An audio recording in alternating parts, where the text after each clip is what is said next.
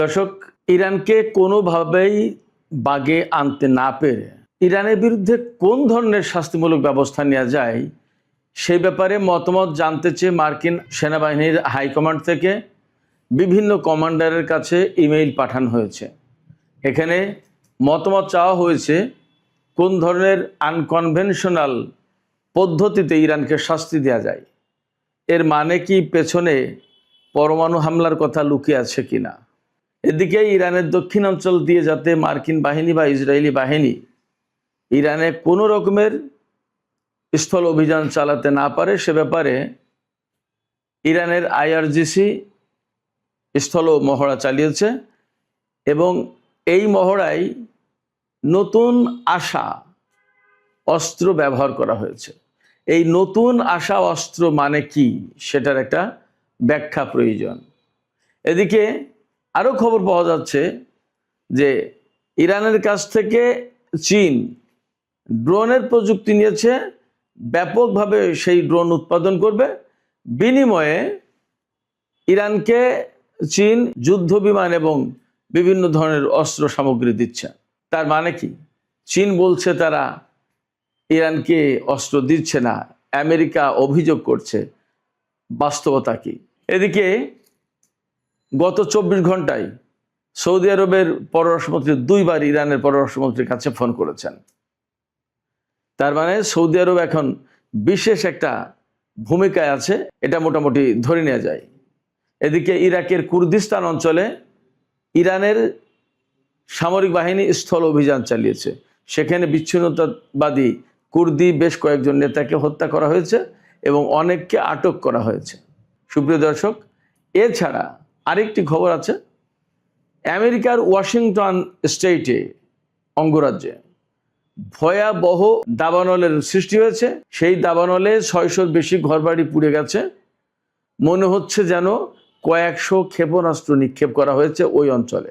সুপ্রিয় দর্শক, এই বিষয়গুলো নিয়ে এখনকার আলোচনা। আশা করি ভালো লাগবে এবং আপনারা শেষ পর্যন্ত সঙ্গে থাকবেন।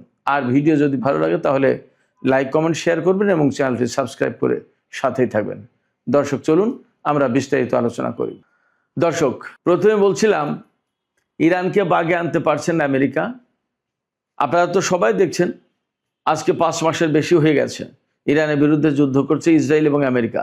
যেখানে একা ইসরায়েলের বিরুদ্ধেই যুদ্ধ করার সাহস অনেকে দেখায় না, আর আমেরিকার দিকে তো স্যালুট মেরে চলে, সবাই সালাম দিয়ে চলে। যুদ্ধ করা তো পরে কথা, এ চিন্তাও করে না। সেই জায়গায় ইরান, আমেরিকা এবং ইসরায়েল যৌথ বাহিনীর বিরুদ্ধে লড়াই করছে আজ 5 মাসের বেশি সময়। বাস্তবতা হচ্ছে আজ পর্যন্ত আমেরিকা বা ইসরায়েল ইরানকে এমন কোনো পজিশনে নিয়ে যেতে পারেনি যেখান থেকে ইরানের পরাজয় স্পষ্ট হয়ে ওঠে, অথবা তারা সারেন্ডার করে, অথবা তাদের দাবি মেনে নিয়ে চুক্তি করতে বাধ্য হয়। এগুলো তো ঘটেইনি, বরং এমনও তারা করতে পারছে না যে চুক্তির জন্য তারা অনেক চাপাচাপি করছে, অনেক দেশের লোকজনকে ডিপ্লোম্যাটিক প্রসেসে যুক্ত করেছে। বাট ইরান বলছে no no no discussion with USA. কোনো আলোচনা আমেরিকার সাথে হবে না এবং কোনো চুক্তি হবে না। কারণ চুক্তি তারা করবে ফর দ্য টাইম বিং, তারা বিশ্বের সুবিধা নেবে, আবার চুক্তি ভাঙবে। এই চুক্তি ভাঙার সুযোগ আর আমরা তাদেরকে দেব না। এখন চুক্তি করার সুযোগ না, চুক্তি ভাঙার সুযোগ দিতে চায় না আমেরিকাকে ইরান।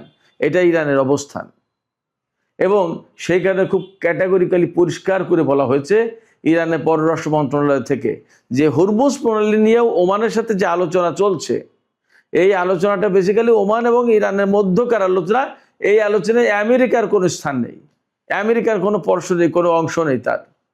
অর্থাৎ এই আলোচনার মধ্য দিয়ে এমন কোনো খবর যদি কেউ দিতে চায় যে হরমুজ প্রণালী খুলে দিয়েছে, এখন সবাই চলাচল করতে পারবে, আমেরিকার জন্য হরমুজ প্রণালী খোলা, এই সমস্ত না, শুধু ইরান এবং ওমানের ব্যাপার। আমি দুপুরে ভিডিওতে বলেছি ইরান এবং ওমানের ব্যাপারটা কি। যাই হোক, সেক্ষেত্রে ইরানকে কোনো মতেই তারা বাগে আনতে পারছে না। পরমাণু কর্মসূচি, না সরকার পরিবর্তন, না ক্ষেপণাস্ত্র কর্মসূচি, কোনো কিছুই না। এখন যেটা একদম টোটালি তাদের এজেন্ডার বাইরে ছিল, সেটা এখন মূল এজেন্ডা হয়ে দাঁড়িয়েছে হরমুজ প্রণালী। সেই হরমুজ প্রণালী খুলে দেবে, এই ব্যাপারে আলোচনা করতে ডাকে, ইরান বলে নো আলোচনা, কোনো আলোচনা নেই। এই জায়গায় আমেরিকা ভয়ঙ্কর মুশকিলে পড়ে গেছে। তারা সব রকমের যুদ্ধের ট্যাকটিক্স কৌশল তারা অবলম্বন করে ইরানের উপর হামলা চালিয়েছে। এখন তাদের হাতে অস্ত্রও কমে গেছে এবং তাদের হাতে কৌশলের আর নতুন কিছু নেই। এই পরিস্থিতিতে আমেরিকার সামরিক বাহিনীর হাইকমান্ড থেকে বলা হয়েছে নিচের কমান্ডারদেরকে, বিভিন্ন সেনা কর্মকর্তাদের কাছে ইমেইল পাঠানো হয়েছে যে ইরানের বিরুদ্ধে কোন কৌশলে যুদ্ধ করলে তাকে শাস্তিটা দেওয়া যায়, তাকে বাধ্য করা যায় চুক্তি করতে। কি করা যায় বলুন, সবাই মতামত দিন। মানে ওপেন, মানে অনেকটা সামরিক বাহিনীর ভেতরে ওপেনলি মতামত নেওয়া হচ্ছে। এই বিষয়ে একদম মার্কিন সিএনএন-এ খবর দেওয়া হয়েছে। এটা আমি বানিয়ে বলছি না, মার্কিন টেলিভিশন চ্যানেল সিএনএন তার যে ওয়েবসাইট, সেই ওয়েবসাইটে খবরটা আমি দেখলাম। সেখানে বলা হচ্ছে কোনো সেনা কর্মকর্তা বলেছেন, মন্তব্য করেছেন যে এই ধরনের মতামত নেওয়ার ঘটনা একটা নজিরবিহীন ঘটনা, এর আগে কখনো এরকম হয়নি। তার মানে আমেরিকা যেখানে যায় সেখানে তো বোমা মেরে উড়িয়ে দিয়ে সব সাফ করে দেয়, ব্যাস দখল, ক্লিয়ার। ইরানের মতো এরকম গ্যাড়া কলে তো পড়েনি কোনো জায়গায়, যার কারণে এই ধরনের মতামত নেওয়ার আর প্রয়োজন হয়নি তখন। এখন ডোনাল্ড ট্রাম্প, পেন্টাগন, যুদ্ধমন্ত্রী পিট হেগসেথ সবাই কিন্তু তাদের কৌশল মতো, মার্কিন সেনা কমান্ডাররা তাদের সবাই তাদের কৌশল মতো ইরানের বিরুদ্ধে যুদ্ধ করেছে, কিন্তু লাভ কিছু হয়নি। এ পর্যন্ত তারা ইরানকে এমন পর্যায়ে নিতে পারেনি যেখান থেকে ইরান বলতে বাধ্য হয় যে ঠিক আছে, আসুন আমরা আলোচনা করি এবং আমরা একটা চুক্তি করি। ভয়াবহ বিপদে পড়েছে আমেরিকা। তারা বিপদে পড়েছে, তারা হামলা চালাতে গিয়ে হামলা থামিয়েছে, কিন্তু এর মানে এই নয় যে আমেরিকা ইরানের বিরুদ্ধে আর হামলা চালাবে না। তারা একদম ভালো হয়ে গেছে বা সমস্ত সব কিছু মিটমাট করে চলে যাচ্ছে, নট দ্যাট। তারা কিন্তু পাকে পাকে আছে। তারা কোন ফাঁকে হামলা চালাতে পারলে ইরানকে পর্যুদস্ত করতে পারে সেই চেষ্টাই করছে, আমি কয়েকদিন আগে থেকে বলে আসছি। এবং সেই কারণে কিন্তু এই যে খোঁজ করা হচ্ছে যে কোন কৌশলে যুদ্ধ করলে, কোনভাবে হামলা করলে তাকে শাস্তি দেওয়া যায়। সেই জন্য তাদের প্ল্যান তারা ঠিকই ঘোরাচ্ছে ফিরাচ্ছে, এটা ইরান খুব ভালোভাবে বোঝে, জানে। সেই জন্য তাদের প্রস্তুতি তো সব আছেই।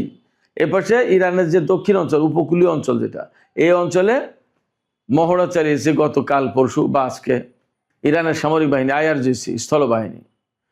এই মহড়ায় তারা নতুন আসা অস্ত্র ব্যবহার করেছে। এখন এই নতুন আসা অস্ত্র মানে কি?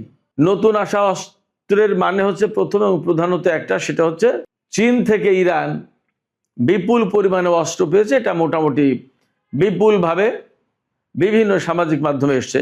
এটা ইরান এবং চীন কারোর পক্ষ থেকে বলার কথা না।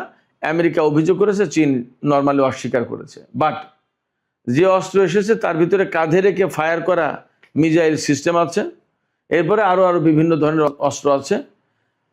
কোনো জায়গায় এমন বলা হচ্ছে এইরকম ক্ষেপণাস্ত্র এসে পৌঁছেছে চীন এবং রাশিয়া থেকে, যে ক্ষেপণাস্ত্র পরমাণু ওয়ারহেড বহন করতে পারে, এবং তার পরীক্ষা চালিয়েছে ইরান। জানি না সত্য মিথ্যা, নানান খবর বের হয়, যুদ্ধের সময় কত কিছু হয়। এবং সেই ক্ষেপণাস্ত্র ইউরোপের কেন্দ্রস্থল ব্রিটেন এবং আমেরিকা টাচ করতে পারে। সত্য মিথ্যা জানি না, এরকম খবর বলা হচ্ছে। তবে ইরান যে চীন থেকে সাম্প্রতিক সময়ে বিপুল অস্ত্র পেয়েছে কথা সত্য, এবং সেই অস্ত্রগুলোই IRGC অনেক কিছু ব্যবহার করেছে, মানে সেইগুলো নিয়ে মহড়া দিয়েছে উপকূলীয় অঞ্চলে। তাতে বোঝা যায় যে ইরানও বসে নেই। আমেরিকা যে অ্যাঙ্গেলে, যে কৌশলে যুদ্ধ করতে চাবে ইরানের বিরুদ্ধে, সেই কৌশলে, সেই অ্যাঙ্গেলে ইরান জবাব দেওয়ার প্রস্তুতি নিয়েছে বা নিচ্ছে। আমি সবসময় এই কথাটাই বলে আসছি। আমি একটা এপিসোড করেছিলাম, নিঃস্বপ্নদের মনে থাকার কথা, যে আমেরিকা যদি ডালে ডালে থাকে তাহলে ইরান থাকে পাতায় পাতায়। অর্থাৎ আমেরিকা কোন কৌশল দিচ্ছে তার এক ধাপ আগে গিয়ে, দুই ধাপ আগে গিয়ে সেই কৌশলটা মোকাবেলা বা ব্যর্থ করার জন্য যা করা দরকার সেটা করে ফেলে ইরান। এটা ইরান, তা না হলে ইরান টিকে থাকতে পারতো না। This is reality. এই বাস্তবতা অস্বীকার করার কোনো মানেই নেই। আমি যা দেখেছি, অন্তত আমার বিশ্লেষণে তাই আসে। অনেকেই বলছেন আমেরিকা ইরানের স্থল অভিযান চালানোর মতো এত বড় ভুল করবে না, এটা এত বড় ঝুঁকি নেবে না, একথা বলছে। কিন্তু বাস্তবতা হচ্ছে কি, এটা আমরা সাধারণ লোকজন এইভাবে ভাবি ডোনাল্ড ট্রাম্প তো এইভাবে ভাবে না। ডোনাল্ড ট্রাম্পের বক্তব্য কি, অ্যাট এনি কস্ট আমার একটা বিজয় চাই। গতকালকে কিন্তু আমি বলেছিলাম গতকালকের ভিডিওতে যে আমি শুধু একটা বিজয় চাই, ইরানে তাকে জিততেই হবে অ্যাট এনি কস্ট। তাতে তিনি হয়তো প্রচণ্ডভাবে কড়া অর্ডার দেবেন যে নো, মার্চ অন, ইরানকে শেষ করো যেভাবে হোক। যদি বলে যে স্থল অভিযান চালাও, কমান্ডারদের তো আর কিছু করে না, তাই হয়তো তাই করতে হবে। সেখানে কি পরিমাণে মার্কিন সেনা মারা যাবে কি যাবে না সেটা পরে ব্যাপার। ডোনাল্ড ট্রাম্পের এতে কিছু আসে না, তার একটা বিজয় প্রয়োজন। এই বিজয় প্রয়োজন, এই জন্যই ইরানকে শিক্ষা দেওয়া হবে কোন পদ্ধতিতে করা যায়, আনকনভেনশনাল সিস্টেম কি, অর্থাৎ অপ্রচলিত পথে ইরানকে শিক্ষা দিতে হবে। অপ্রচলিত পথ, সহজ পথ যেটা, সেটা হচ্ছে পরমাণু হামলা। এর বাইরে আর কি আছে আমি জানি না, দেখা যাক কি হয়। তবে আমেরিকা ইরানের ব্যাপার থেকে হাত গুটিয়ে নিয়েছে, একথা বলার কোনো মানে নেই, কোনো সুযোগ নেই। তারা ইরানের উপর হামলা চালানোর জন্যই নানা রকমের ফন্দি ফিকির করছে।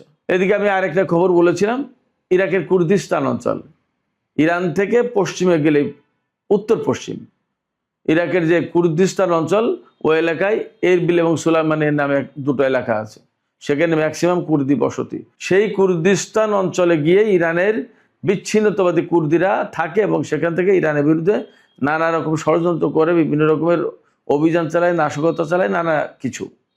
এরা বেসিক্যালি বিচ্ছিন্নতাবাদী। এই কুর্দিদের বিরুদ্ধে ইরান একেবারে স্থল অভিযান চালিয়েছে ইরাকের ভেতরে, ইরানের সামরিক বাহিনী। তার মানে ইরাক সরকারের একটা সমর্থন ছিল, এটা মোটামুটিভাবে বুঝতে হবে।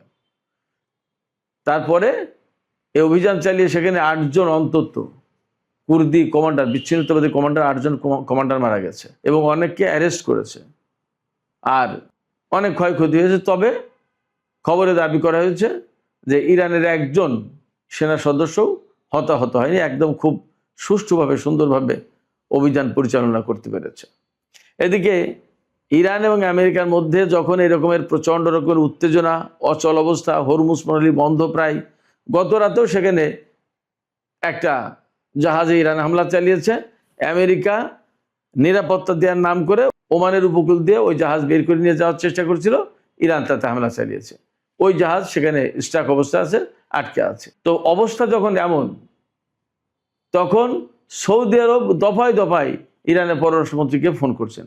ইরানের পররাষ্ট্রমন্ত্রীকে গত 24 ঘন্টায় 2 বার ফোন করেছেন সৌদি পররাষ্ট্রমন্ত্রী। এই যে আলোচনা 2 বার ফোন করলেন, এতে মূলত আলোচনা যা হয়েছে তা হচ্ছে এই যে কিভাবে ইরান কূটনৈতিক উপায়ে একটা সমাধানের দিকে যায়, সেই ব্যাপারে তিনি বারবার সাজেশন দিচ্ছেন, সেই ব্যাপারে তিনি বারবার অনুরোধ করছেন। এই অনুরোধ কখন করছেন তিনি? যখন ইরাকে সৌদি আরব গায়ে পড়ে হামলা চালিয়েছে এবং যেখান থেকে ইরানের 4 জন আইআরজিসি সদস্য মারা গেছে। আইআরজিসি বা ইরান এটা মনে রাখবে না? সৌদি আরব এখন যতই ভালো সাজার চেষ্টা করুক, ইরান কি বিষয়টা ভুলে যাবে? শুধু তাই না, সৌদি আরব ইয়েমেনের উপর হামলা চালিয়ে ইরানের বিমান যখন ইয়েমেনি নাগরিকদের নিয়ে গেল, কয়েকজন লিডারকে নিয়ে গেল, তখন 2 দফা আসার সময় যাওয়ার সময় 2 দফা ইয়েমেনের উপর হামলা চালালো এবং সেই ঘটনাকে কেন্দ্র করে আজকে ইয়েমেনের সাথে সৌদি আরবের নতুন করে যুদ্ধ পরিস্থিতি তৈরি হয়েছে। এমনকি বাবার বান্দে প্রণালী, লোহিত সাগর বন্ধ করে দেওয়ার ব্যবস্থা হয়েছে। সৌদি আরব যদি এই কাজগুলো না করতো তাহলে হতো না, কি প্রয়োজন ছিল? এখন সৌদি আরব ইরানকে দিয়ে কূটনৈতিক প্রক্রিয়া শুরু করার চেষ্টা করছে। তাদের কূটনৈতিক প্রক্রিয়ার খবরটা কি? এবং এই যে 15 জাতির একটা জোট গঠন করলো ইয়েমেনের বিরুদ্ধে যুদ্ধ করবে বলে, ইরানকে বলে যুদ্ধ করো না, আর নিজে জোট গঠন করে ইয়েমেনের বিরুদ্ধে যুদ্ধ করার জন্য। এটা কেমন দ্বিমুখী নীতি? এই বিষয়গুলো ইরান বোঝে না তা না। এদিকে আজকেই ইরানের আইআরজিসি খুব নতুন ডিফেন্স সিস্টেম দিয়ে আমেরিকার একটা MQ-9 রিপার ড্রোন ধ্বংস করেছে। এই নিয়ে খবর বলা হচ্ছে যে মোট ইরান 50টা MQ-9 রিপার ড্রোন ধ্বংস করলো। একটা রিপার ড্রোনের দাম অনেক। যে টোটাল রিপার ড্রোন ধ্বংস করেছে ইরান এই যুদ্ধের এই কয় মাসে এই পর্যন্ত, তাতে $100 কোটি শেষ আমেরিকা শুধু MQ-9 রিপার ড্রোনে। মানে ইরানের আকাশে ঢুকলেই MQ-9 রিপার ধ্বংস হয়ে যাচ্ছে, মুড়ি মুড়কির মতো ধ্বংস করছে। তো এই পরিস্থিতিতে আসলেই আমেরিকা খুব বিব্রতকর অবস্থায়। এই বিব্রতকর অবস্থা থেকে বের হওয়ার জন্য তারা আনকনভেনশনাল ট্যাকটিক্স খুঁজছে। দেখা যাক তারা কোন অপ্রচলিত পদ্ধতি বের করে যা দিয়ে ইরানকে শাস্তি দেবে। তো সুপ্রিয় দর্শক, আলোচনা এখানে শেষ করতে চাই। শেষের আগে আপনাদের কাছে জানতে চাই, আপনারা কি মনে করেন আমেরিকা কোন ধরনের পদ্ধতি বেছে নিতে পারে ইরানের বিরুদ্ধে যুদ্ধ করার জন্য? আপনাদের কোনো মতামত আছে কিনা? মতামত থাকলে জানাবেন কমেন্ট বক্সে।